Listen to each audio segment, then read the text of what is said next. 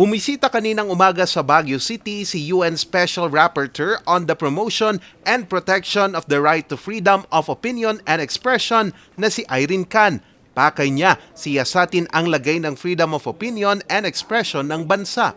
Nakipagpulong ito sa mga kawani ng City Justice Hall at isa na dito si City Prosecutor Attorney Conrado Villamor Catral Jr.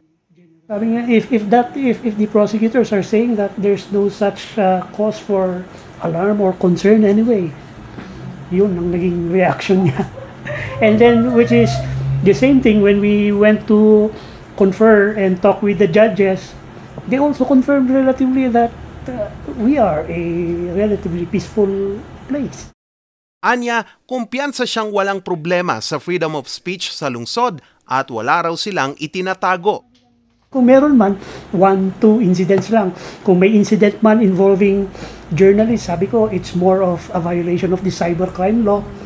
And as far as we are concerned, we can even count in our fingers, mga 1 or 2 lang.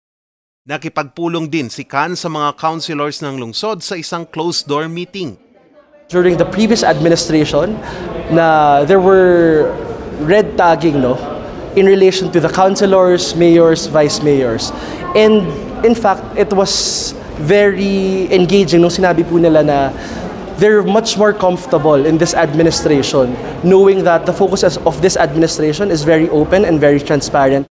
Sumunod dito ay dumalo siya sa isang closed-door meeting para makipagpulong sa mga civil society organizations, ilang miyembro ng NUJP Cordillera at mga biktima umano ng red tagging. Anila, hindi raw totoo na mapayapa ang estado ng freedom of speech sa Cordillera. Para ma-erase natin doon sa UN, doon sa problema natin dito sa freedom of expression na talaga namang napigilan at binusalan yung ating yung bibig ng mga mamamayan dito sa Cordillera at saka dito sa Pilipinas. Nagpapatunay diyan yung terrorist designation nga na taga Baguio mismo. Na yung 4 at bukod diyan marami pa. Ang mga makakalap na impormasyon ni Can ay isasama nito sa UN report ng Pilipinas sa 2025. Una nang sinabi ng Department of Foreign Affairs na ang pagbisita ni Can ay walang kinalaman sa investigasyon ng ICC sa war on drugs ng nagdaang administrasyong Duterte.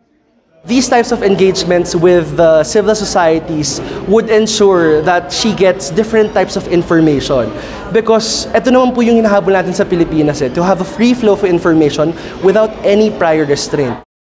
Hindi muna nagpaunlak ng panayam si Can alinsunod sa protocol at pagkatapos ng pagbisita nito sa Baguio, tutungo si Can sa Cebu at makikipagpulong din ito sa pamahalang lungsod at mga civil society organizations. Inaasahang maglalabas ng pahayag si Can ukol sa kanyang pagbisita sa Pilipinas sa ika-2 ng Pebrero kung saan dito nagtatapos ang kanyang 10 araw na pagbisita sa bansa. Charles Nicolimon para sa Luzon Headlines.